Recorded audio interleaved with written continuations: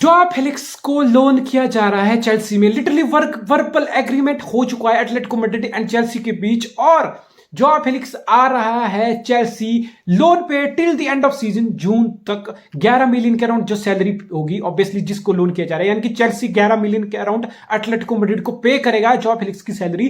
Till June loan किया जा रहा है और कोई ऑब्लिगेशन नहीं है, यानी कि कोई बाय क्लॉज नहीं है या कि तुम्हें ऑब्लिगेशन है कि चेल्सी को इतने मैच हो गए, 15 मैच खेल लिया, 20 मैच खेले तो जॉ फेलिक्स खरीदना पड़ेगा, यानी इस बाय क्लॉज से जैसा कुछ नहीं है। लिटरली 4 महीने के लिए डील है और at the end of season obviously अगर चेल्सी को चाहेगा, अगर चीजें क्लिक हुई तो चेल्सी ऑब्वियसली जॉ फेलिक्स के लिए परमानेंट मूव के लिए बिड कर सकता है एटलेटिको मैड्रिड के साथ। वो बात की बात है, वो बात सच थी जब ऐसे रिपोर्ट्स आ रहे थे पिछले महीने कि जॉ फेलिक्स और डियागो सिमियोनी के बीच लिटरली रिलेशन खराब हो गया, चीजें बहुत खराब हो गई हैं, चीजें बहुत मैस्ड अप हो गई हैं। और कोई मैनेजर और प्लेयर के बीच अगर अनबन होती है, चीजें खराब होती हैं, इसका एक ही रिजल्ट होता है, बिकॉज मैनेजर प्रोजेक्ट की कमांड में होता है। डियागो सिमियोनी 10 साल से ऊपर हो गए, 12 साल लिटरली उसको एटलेटिको मैड्रिड में हो गए। डियागो सिमियोनी आपको पता होगा दुनिया का सबसे महंगा मैनेजर है। पेप गार्डियोला लिटरली 20 मिलियन पर सीजन की सैलरी लेता है, तो डियागो सिमियोनी 25 या 26 मिलियन पर सीजन की सैलरी लेता है एटलेटिको मैड्रिड में। 2 यूसीएल फाइनल खिला चुका है,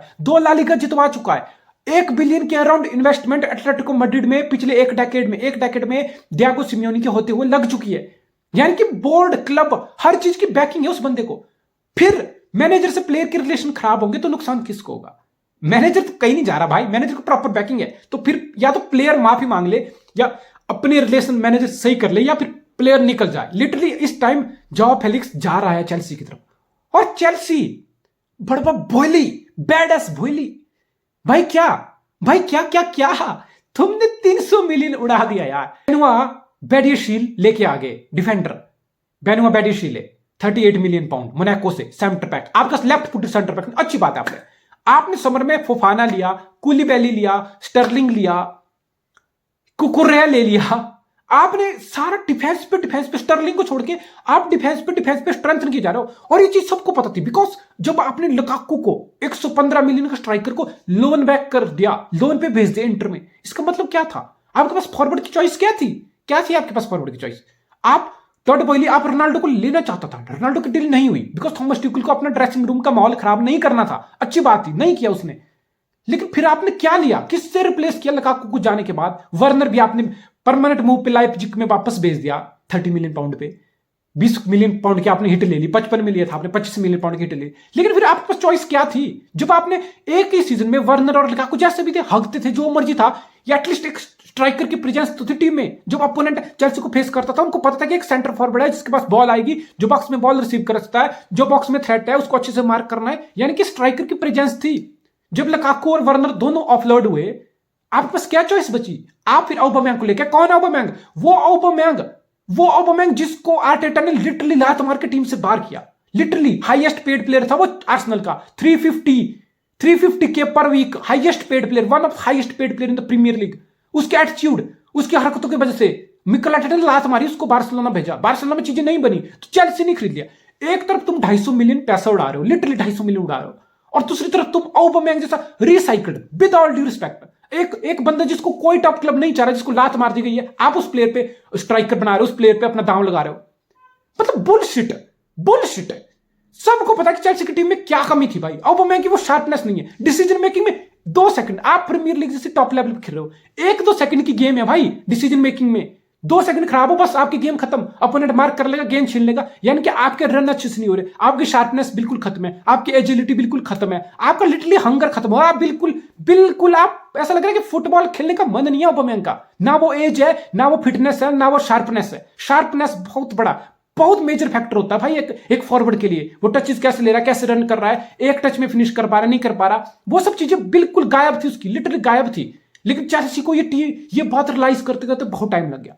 चेल्सी को पता बेसिकली क्या लगा कि रहीम स्टर्लिंग ले लिया हमने, इतने सारे डिफेंडर ले ले, प्रायोरिटी पता क्या थी? डिफेंस। ऑब्वियसली आप लॉन्ग टर्म प्रोजेक्ट बना रहे हो, सबको दिख रहा है कि चेल्सी लॉन्ग टर्म प्रोजेक्ट बना रहा है। 2029-2030 तक अपने प्लेयर से 7 साल का, बेनुआ बेडिशील से भी 7 साल का कॉन्ट्रैक्ट किया, कुकुरेया, फोफाना 28-29-2030 7 साल का आप कॉन्ट्रैक्ट साइन करा रहे हो। लेकिन भाई आपको इमीडिएट जिस पोजीशन पे प्लेयर चाहिए वो पोजीशन भी तो देखनी है। आपके पास स्ट्राइकर नहीं था। आपका टॉप स्कोरर कौन है? काई हावर्ड, 4 गोल, लिटरली 4 गोल। भाई 15 मैच के बाद लिटरली 4 गोल आपका टॉप स्कोर है, इसका मतलब आपके घोड़े लगे हैं। इसका मतलब डजंट मैटर यार, डजंट मैटर। आपका पूरा डिफेंस, बेस्ट चेल्सी का डिफेंस भी लीक है, लेकिन सपोज आपके डिफेंस ने 15 मैच में 15 गोल खाए हो या 10 गोल खाए हो, लेकिन आप फ्रंट क्या है, आपका स्ट्राइकर, आपका फॉरवर्ड क्या, 4 गोल हाईएस्ट स्कोर है रहीम स्टर्लिंग, लिटरली 3 या 4 गोल उसके हैं प्रीमियर लीग में। माउंट के होंगे 3-4 गोल, यानी कि कुछ नहीं, कुछ नहीं भाई। हर मैनेजर पेप गार्डियोला नहीं होता, हर मैनेजर पेप गार्डियोला नहीं होता जो बिना स्ट्राइकर के खिला के तुम्हें प्रीमियर लीग भी जिताएगा, तुम्हें एफए कप भी जिताएगा, तुम्हें लीग कप भी जिताएगा, तुम्हें चैंपियन लीग का फाइनल भी खिलाएगा। ऐसा कुछ नहीं है भाई, ऐसा कोई मैनेजर नहीं है दुनिया में जो बिना फॉरवर्ड के, बिना स्ट्राइकर के फॉल्स 9 खिला खिला के रहीम स्टर्लिंग जैसे बंदा जो फेंचे चूते तो टैप इन मिस कर देता है, उस जैसे बंदे से 15-20 प्रीमियर लीग गोल आ रहा है फॉल्स 9 पैप खिला के। तो चेल्सी को लगा स्टर्लिंग ले आओ, स्टर्लिंग 15-20 गोल पर सीजन देगा। स्टर्लिंग को भी लगा कि मैं तो बहुत बड़ा प्लेयर हूं, मैं तो चेल्सी, मुझे तो मैन सिटी में गेम टाइम चाहिए, मुझे तो मैन सिटी में 350 के पर का कॉन्ट्रैक्ट चाहिए, तब जाके मैं रुकूंगा। मेरे पास पेप आए, पेप मेरे को बोले कि भाई तेरे इर्द गिर्द प्रोजेक्ट है, तू हमारा मेन मैन है। बुलशिट यार, बुलशिट। पेप मेसी के अलावा किसी प्लेयर को इतने बॉल्स नहीं देगा, इतना कंट्रोल नहीं देगा कि उसके सामने बैठ के बोले कि मुझे मेन मैन में आओ, मुझे गारंटी दो कि हर मैच में स्टार्ट करूंगा। नहीं होता यार। पेप के सिस्टम में मेसी और केविन डी ब्रुयने के अलावा किसी को लिटरली ये गारंटी नहीं मिलेगी तुम हर मैच स्टार्ट करोगे, चाहे तुम कितना ही भयंकर तुम्हारा सीजन जा रहा हो। तो रहीम स्टर्लिंग का ही वहम आके दूर हुआ चेल्सी में, और चेल्सी का भी ये वहम दूर हुआ कि रहीम स्टर्लिंग को साइन कर लो। लुकाकू वार्नर चला गया, कोई बात नहीं, रहीम स्टर्लिंग तो 15-20 गोल करके देगा, फॉल्स 9 सिटी में खेल चुका है। अरे पेप गार्डियोला हर मैनेजर नहीं है। थॉमस टुकल भी तो था ना, हालांकि उसको 6 मैच के बाद ही तुमने प्रीमियर लीग में बेचारे को लिटरली थ्रोन आउट कर दिया, लेकिन तब भी क्या था, तब भी चेल्सी के गोल नहीं आ रहे थे, तब भी स्टर्लिंग के गोल नहीं आ रहे थे, तब भी काई हावर्ट्स के गोल कहा। तुम काई हावर्ट्स में क्या तीसरा सीजन है उसका यार, तीसरा सीजन है और 80 मिलियन की साइनिंग है। कोई 15-20 से 40-50 मिलियन की साइनिंग नहीं है वो चूते कब तक एक चैंपियन लीग गोल की नमक रोटी खाएगा भाई, कब तक खाएगा वो। एक गोल मारता है, क्या है, एक गोल मार के जी बाहर आ जाती है उसकी। बच्चों की तरफ है, मैच्योरिटी नहीं है उस इंसान में, 1% मैच्योरिटी नहीं है उसकी। 10 मैच के बाद एक गोल करता था, सेलिब्रेशन देख के ऐसा लगता है प्रीमियर लीग की फाड़ दी होगी इसने, आग लगा दी होगी प्रीमियर लीग में। क्या है, क्या एटीट्यूड है तुम्हारा। बस चेल्सी को लगा कि हावर्ट्स स्टर्लिंग 4-4-2 खिला लो, दो स्ट्राइकर वाली अप्रोच होगी, ठीक है, बहुत गोल आएंगे। माउंट तो 8-10 तो माउंट मार देता है भाई। घोड़े लग गए तुम्हारे, लिटरली घोड़े लग गए तुम्हारे, लिटरली पहचो भीख मांग रहा है चेल्सी, भीख मांग रहा था लिटरली इस बार कि भाई दे दो अल्लाह के नाम पे, भगवान खुदा के नाम पे, खुदा के वास्ते कुछ ऐसा स्ट्राइकर दे दो जो कुछ कर सके। सबको पता था यार, जो चेल्सी को देखता है ना, बच्चे से पूछ लो कि चेल्सी कहां लैग कर रही है। अब मिडफील्ड में भी चेल्सी लैग कर रही है, बहुत गंदे से कर रही है। मार्क कुकुरा चूना, लिटरली चूना लगा गया चेल्सी को, वो चीज भी दिख रही है। रीस जेम्स राइट पे नहीं है, वो कमी भी दिख रही है। मिडफील्ड में जकारिया एकमात्र प्लेयर जो लग रहा है वो वर्थ करता है चेल्सी के लिए मिडफील्ड में स्टार्ट करना।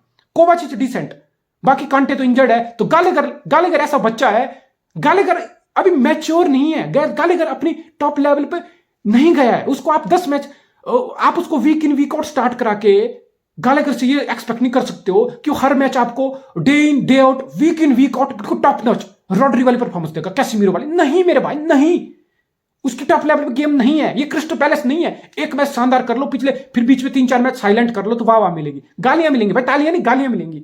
यानी कि जकारिया के अलावा मिडफील्ड में लिटरली कुछ नहीं है, एक भी बंदा स्टार्ट डिजर्व नहीं करता।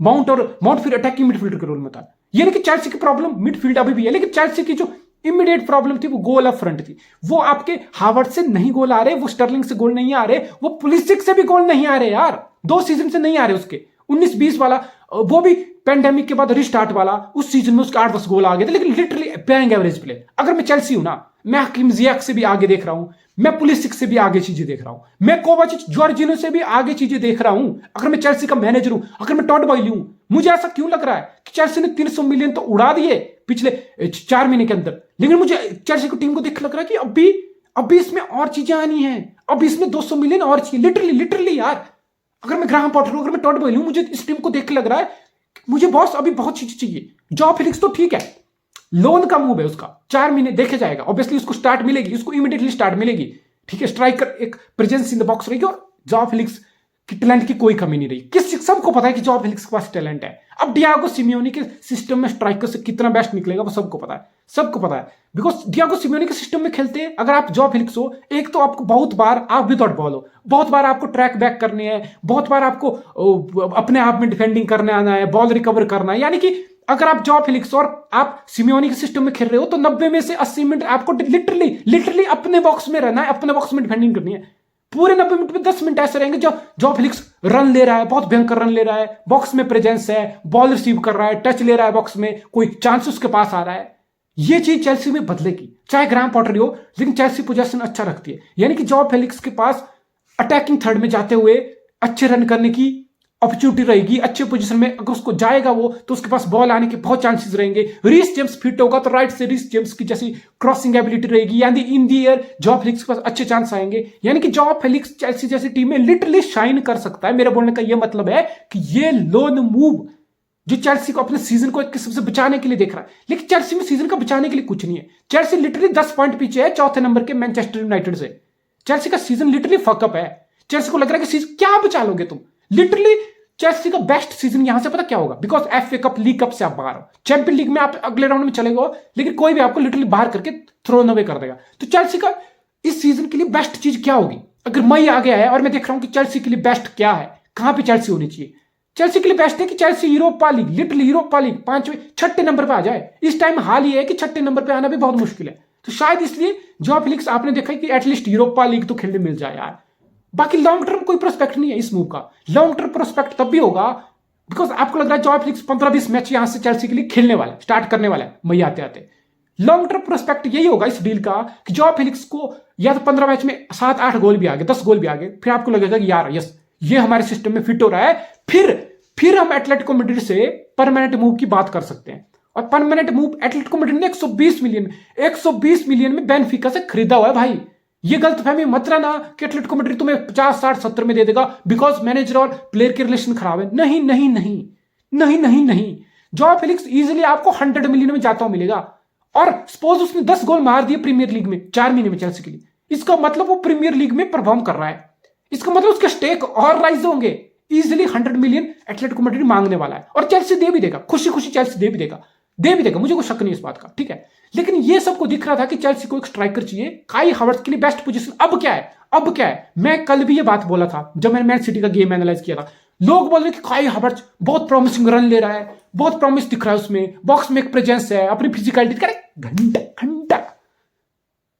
तीसरा सीजन है, चलो 2 सीजन, इस सीजन तो अपनी पोजीशन पे नहीं खेल रहा हूं, पिछली बार अपनी पोजीशन पे था, वो क्या उखाड़ दिया उसने भाई। काई हावर्ट्स की बेस्ट पोजीशन अप फ्रंट नहीं है। अब काई हावर्ट्स कहां खेलेगा? राइट पे स्टर्लिंग खेल सकता है, लेफ्ट पे आप अब being for the time being police को खिला सकते हो। लॉन्ग टर्म में आपको लेफ्ट पे बिंगर चाहिए। काई हावर्ट्स को आप लिटरली स्ट्राइकर के पीछे खिलाओ। फिर आप बोलोगे माउंट कहां खेलेगा? माउंट को आप लेफ्ट में खिलाओ यार, लेफ्ट ऑफ द मिडफील्ड खिलाओ। काई हावर्ट्स के लेफ्ट में उसको पीछे खिलाओ, अटैकिंग मिडफील्ड में, सेंटर मिडफील्ड के लेफ्ट में उसको खिलाओ। वो हाफ स्पेसेस को अटैक करेगा, बॉक्स में डिलीवरी देगा, बॉक्स में क्रॉस देगा, बॉक्स में एक लाइन ब्रेकिंग पास, एक अगर आप मेसन माउंट हो, आपकी बहुत बड़ी एबिलिटी है यार, आप लाइन ब्रेकिंग थ्रो बॉल, आपकी डिलीवरी बहुत शानदार है। आप हाफ स्पेसेस को बॉक्स के पीछे, बिकॉज आगे आपका जॉ फेलिक्स की प्रेजेंस रहेगी, जॉ फेलिक्स के पीछे अटैकिंग मिडफील्डर के रो में काई हावर्ट्स को डालो, बिकॉज वो बंदा गेंद डिमांड करेगा, वो अपनी फिजिकलिटी इनटू द प्ले लाएगा, वो 1-2 डिफेंडर को अपने इर्द गिर्द कंज्यूम करेगा, फिर बॉल रिलीज कर सकता है लेफ्ट को, राइट को, विदाउट बॉल अच्छे रन बॉक्स में ले सकता है। यानी कि काई हावर्ट्स को स्ट्राइकर के पीछे मेरे हिसाब से उसकी बेस्ट पोजीशन होगी, उसका बेस्ट निकल के आएगा। और माउंट का left in the midfield, centre midfielder, वो हाफ स्पेस को बहुत अच्छे से अटैक करेगा। चेल्सी एक अच्छा अटैक बना सकता है। अगर मैं ग्राहम पॉटर हूं ना, ऐसा नहीं कि चेल्सी को टैलेंट की कमी है भाई, चेल्सी के पास बहुत टैलेंट है। हाँ, जो मेरे पोजीशन भाई वहां पे चेल्सी को स्ट्रेंथ करने की जरूरत है। अगर मैं ग्राहम पॉटर हूं ना, मैं देख रहा हूं कि मेरे पास इनफ असला है। अभी इंजरी क्राइसिस है, जो मर्जी है, लेकिन लॉन्ग टर्म मेरे पास बहुत असला है टीम में, बहुत पोटेंशियल है। मुझे वो पोटेंशियल फिगर आउट करना है। मैं ग्राहम पॉटर हूं, मेरे लिए 8 प्रीमियर लीग में 1 जीत आई है। ऑब्वियसली ग्राहम पॉटर को बैकिंग मिलने वाली है, सबको पता है ग्राहम पॉटर को बैकिंग मिलेगी। वो नया मैनेजर है, वो अब भी आया, और चेल्सी का प्रोजेक्ट ही लॉन्ग टर्म है। जैसे चेल्सी 2029-2030 तक 7 साल के कॉन्ट्रैक्ट पे प्लेयर को साइन कर रहा है, चेल्सी का कॉन्ट्रैक्ट ही विजन वाला है, एक पेशेंस वाला है। तो आपको प्लेयर के साथ साथ मैनेजर पे भी पेशेंस दिखानी पड़ेगी, आपको स्टिक करना पड़ेगा, और आपके पास कोई चॉइस भी नहीं है। अगर आप टॉट बोलो, अगर आप ग्राहम पॉटर को सैक करना भी चाहते हो तो आप क्या करो? क्या है आपके पास? जिदान आएगा चेल्सी में, घंटा। पोचेटिनो एकमात्र ऑप्शन है जिसका आप देख सकते हो। थॉमस ट्यूखल के टॉट बोली पैर चाट ले, लिटरली पानी धो के पैर चाट ले उसके, तो जाके वापस आ जाएगा वो। तो फिर ग्राहम पॉटर खराब नहीं है लिटरली। मुझे ग्राहम पॉटर लिटरली खराब मैनेजर नहीं लगता भाई, जो ब्राइटन जैसी टीम को एक अच्छा करा सकता है।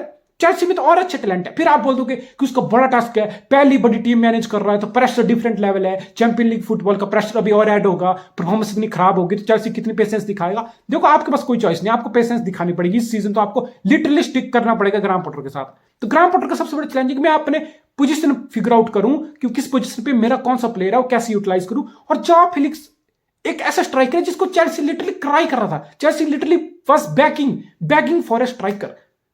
अब ये है कि काई हावर्ट्स को आप स्ट्राइकर के पीछे खिला के, रेम स्टर्लिंग को राइट पे खिला के जॉ फिलिक्स से आप बेस्ट निकाल सकते हो सेंटर फॉरवर्ड पोजीशन पे। एक बहुत बहुत डेस्परेट मूव है और बहुत मच नीडेड एक अर्जेंट मूव था चेल्सी के लिए। Joao Felix to Chelsea is done.